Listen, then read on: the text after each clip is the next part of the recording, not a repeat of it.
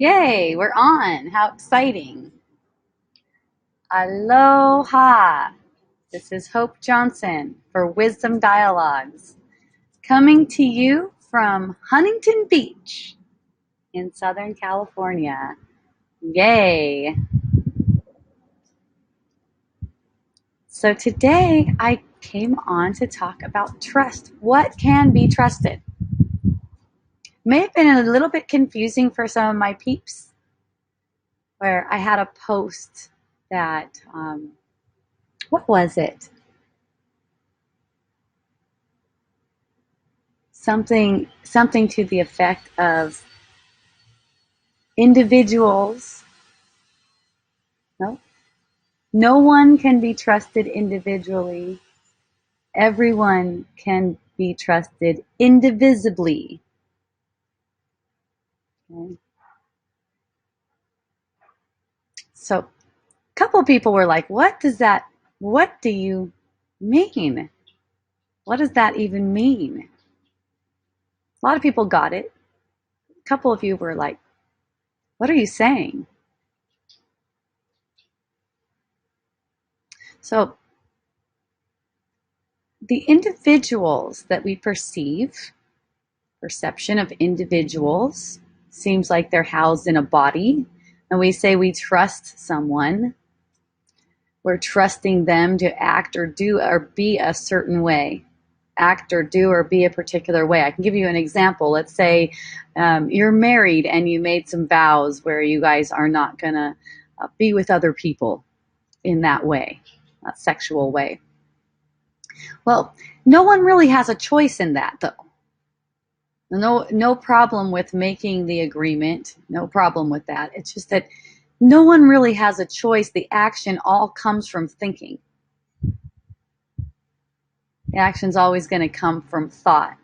It manifests out of thought. And the thought is all related to who you think you are.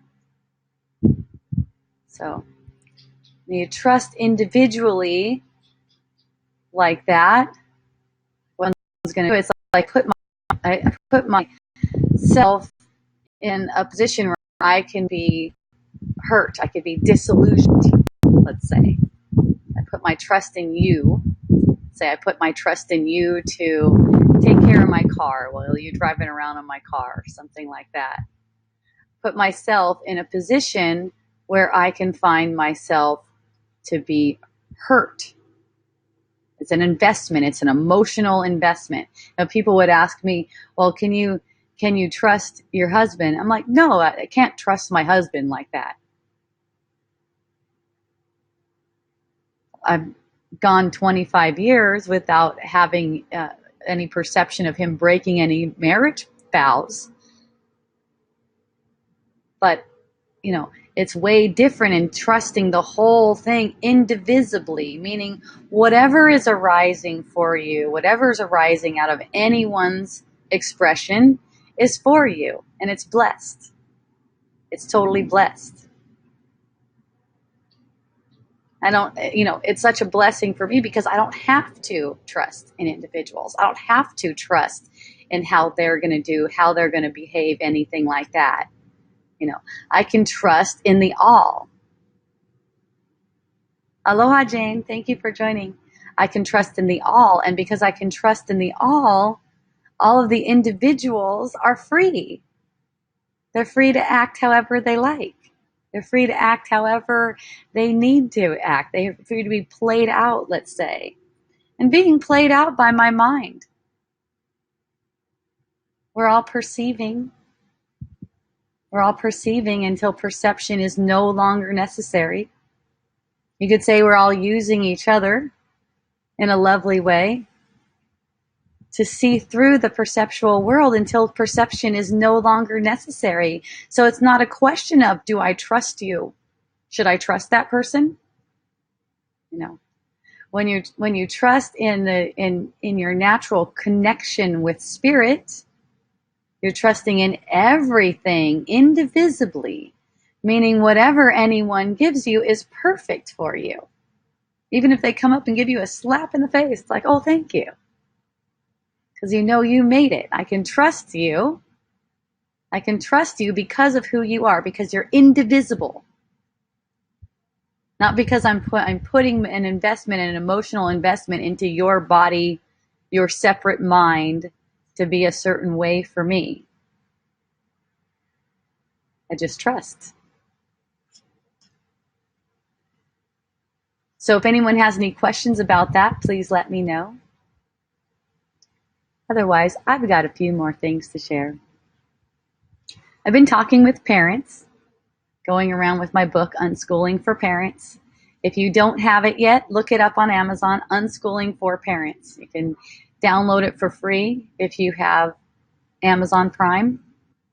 The situation that she's talking about, having a child who is autistic, it's difficult, which I could see why that would be the understanding, that it's difficult. Here's the thing, and here's what comes clear through reading my book. I think it becomes clear because I've heard what the feedback people are giving me, is that nothing is hard. Nothing is actually hard. It's thinking about it being hard that makes it appear as if it's difficult to have a child with autism, let's say, or difficult to maybe have a child who steals from the store. That's another one. My brother was telling me, "Are you sure?" Or maybe it wasn't my brother. Well, they're all my brothers. "Are you sure it's okay that my child is stealing from the store?" And it's like, yes, you're making a deal out of it. It goes back to that trust thing. Can I trust you not to steal stuff from the store? And it's you making a deal out of it that makes that desire in the first place to arise. It's like, oh no, not that. Don't steal from the store, especially while I'm there. Don't be stealing from the store. We can't have kids doing that. And the thing is, if it's not such a big thing for you, it won't be so interesting. The only reason it's made interesting is because it's like a big deal. And then after the kid is caught, the police talking to him and everything like that, and then the parents are going, wait a minute, he's not remorseful. He needs to be remorseful. How can I trust him if he's not remorseful? So what makes a person remorseful is guilt. And anything that seems like it's harmful, anything that seems like it's lack of love, anything like that. And I'm saying seems like, because that's all, it's like smoke and mirrors. Stealing seems like lack of love, yeah? Well, no stealing can happen. It's not possible. Us making a deal out of it, us making something out of it, is what's making it arise again and again. So it's like, oh no, I don't want that. I don't want him stealing. This is hard. This is hard. And, if you can just allow these things to play out, okay, the police are coming and talking to him. This is going on apparently, but nothing's actually happening. So in allowing these things to just play out, the drive, that motivation, what's motivating the stealing in the first place, it goes away. There's nothing there. There's nothing there holding it. So much it's in that relationship, especially the relationship between parent and child, where the parent does not want their child to engage in some kind of activity or learn about something or hear about something that's actually making it come about. That not wanting, that resistance. I want to be able to trust you. It's another one. That's where that trust thing comes in. I want to be able to trust you. When you're trusting indivisibly, you know that everything is arising is for you. Everything that's coming up is for you. So even after having the perception of your kid stealing, you can start to see that as a blessing. You have to be really open for this, though. This takes some effort. You know why? Because all of the effort has gone toward making illusions true so far. So it makes it look like, okay, this is really happening and it's a really big deal. When it's allowed to just pass, and you're asking for a new interpretation. I must not be seeing this clearly. I must not be seeing it as it is, because it really seems like something's wrong here. So that's where it takes the effort to say, I must not be seeing it clearly, to admit that it must not be correct, the interpretation that you're making. Okay. And then the manifestation will take care of itself. One of my friends asked me, because I said, let the manifestation, let yourself to be made manifest however you're made manifest. Notice I use the word made, not created. Whatever we're perceiving about ourselves here is made manifest. It's not real. It's not happening. It doesn't touch who you are at all. But when you make it into something you want to resist, you want to change yourself, you want to trust yourself, for instance, that's how it makes the manifestation, in your mind at least, as if it's a reality. Nothing that you can perceive is a reality. Nothing you can perceive. It's like this image of yourself is projected from your mind. You're before that.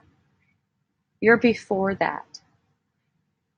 That image, it does not touch you. So that's why I say, let it be made manifest, however it's made manifest. Let it be made manifest. That image of yourself, it's an image of yourself. The thinking mind, the body, it's an image of yourself. Let it be made manifest, however it's made manifest, and let it play out within your awareness. And that's how the manifestation becomes moot, let's say. Like it's not necessary. It's no longer necessary to have a manifestation. And the way to that point, basically seeing through the manifestation, the way to that point is in denying that any of this has any reality. Denying that it has reality. Not denying what your perception is. If you're having the perception, you're having the perception. Fine. And all of the thoughts will coalesce and play out in a beautiful way for you. In a beautiful way for you. As long as you're not trying to do it yourself as a manifestation. See, we take ourselves to be the manifestation and then try to do it for ourselves. That's how we know if we have any kind of pressure on us. You're not meant to have any kind of pressure on you. No burdens, okay? Jane said, it's a creation. Okay, so good. Let's talk about creation then. So nothing that is perceived here is created. Thank goodness. Because everything that is perceived is passing away. Okay? Creation is not something that we can conceive of. It's not something conceived because it's reality. And if we're perceiving any kind of world where there's cars and people in bodies and stuff like that, we're perceiving any kind of world like that, we have pulled the wool over our eyes. We're tricking ourselves. It's a trick. It's a trick. So it's in admitting that it is a trick. Okay? Because thankfully, this hasn't been created. Because it would mean that creation, there's death in creation, and there's no death in creation. So thankfully, none of this has been created. Not the body, not the thoughts that think in separation. Nothing that we can perceive has been created. It's been made up. And it's passing. Notice how it's always changing and passing. You don't change. You don't change. You could say God doesn't change, but the manifestation, it changes. And that's how you can tell. That's how you can tell that it's make-believe, because it does change and things pass away. Bodies pass away. Relationships pass away. Everything will be taken. Everything that's perceived is taken. That's how you know it's not created, because, creation is eternal. Okay? And that's what can be trusted in creation. That's what you are. You are creation. You are creation itself. And that's what can be trusted in all of it. The painter and the painted. Okay, very nice. And what's beneath that painting? I've said many times, that's a good analogy. I've said many times that what we perceive here is like painted over reality. It's covered up. It's covered up. So you can trust that everything that you perceive, everything anyone ever does or says to you is a pointer for you to come back to reality, to look through this painting that you've made. Look through this painting that you've made. Come to the conclusion, come to the understanding that I am a dreamer. I'm dreaming this. And I'm only dreaming this because I thought I was unworthy of reality. And in the dreaming, you can change your mind and eliminate the whole need for dreaming. That's what you have in a perceptual reality. That's what you have. That's your creative ability, is to make that choice. To make that choice for the truth. And that basically entails denying everything that's presenting itself as if it's true. Any kind of sickness, any kind of worry, any kind of judgment, it's pointing to something being true that's completely untrue. So thank you. I love you. I appreciate you. I'll be back with you soon. Give me your questions. I love them. Mahalo, aloha, and a hui ho.